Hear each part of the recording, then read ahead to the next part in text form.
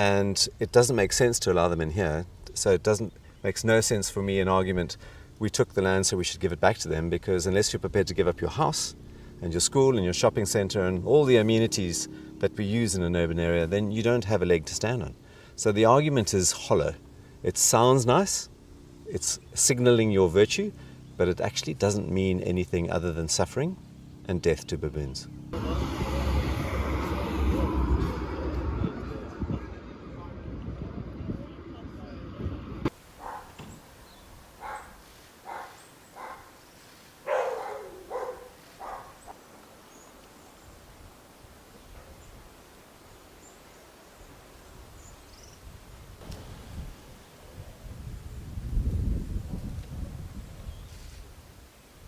Golden period, a sort of 10-year period where I think baboon management was at its best.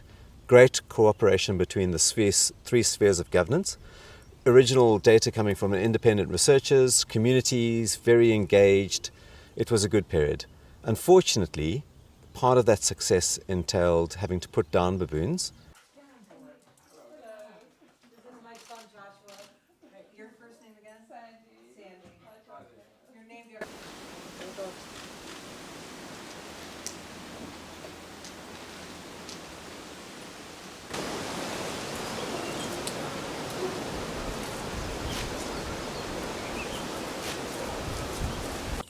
Forming a barrier on the urban edge, fences forming a barrier on the urban edge, these cost a lot of money, and they have to be there 365 days of the year.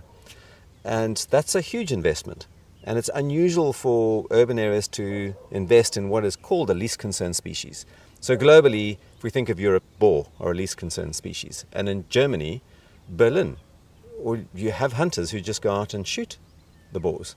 That's a primarily lethal control method. So here on the tip of Africa, we have a primarily non-lethal approach, which is the gold standard for wildlife management. With some trepidation, I see that the rangers have been doing a really good job for many years now, and a lot of people aren't around to do the job themselves, and also don't have the training and experience to take care of the neighborhood and to look after and keep the baboons out themselves.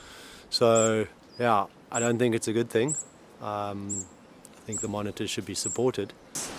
So what we have in Cape Town, which is really unique, is that Table Mountain National Park is an unfenced open access reserve. And the way that it is laid out is that it is intersected by urban areas, by roads, by farms, by homesteads, by whole developments in places.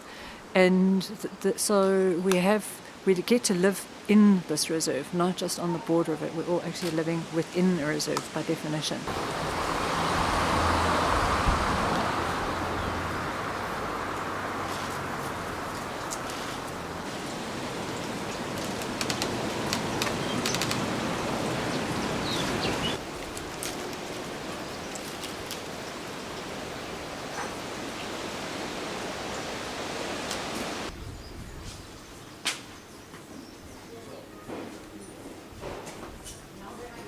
So there's a number of different baboon management tools that could be put in place, and certainly waste management is important, and that can definitely be improved. The fact that we haven't had proper workable baboon-proof bins available for 8 years now is really unacceptable.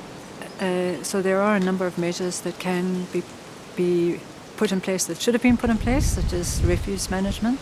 We found that South Africa is the most fenced country in terms of wildlife fencing in all of Africa, and that most of the countries are actually bringing down their fences because they find that they're more problematic in the long run rather than actually solving problems, and that so much of it comes down to maintenance and management of infrastructure. Measures can be brought in place. They wouldn't fully replace the rangers.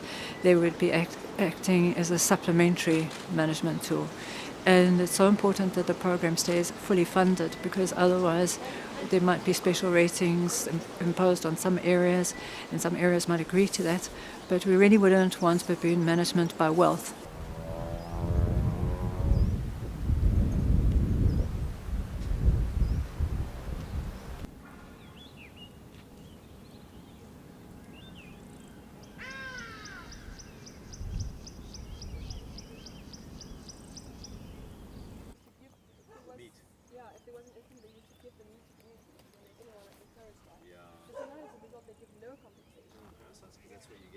bad stuff from us and the baboons have got it.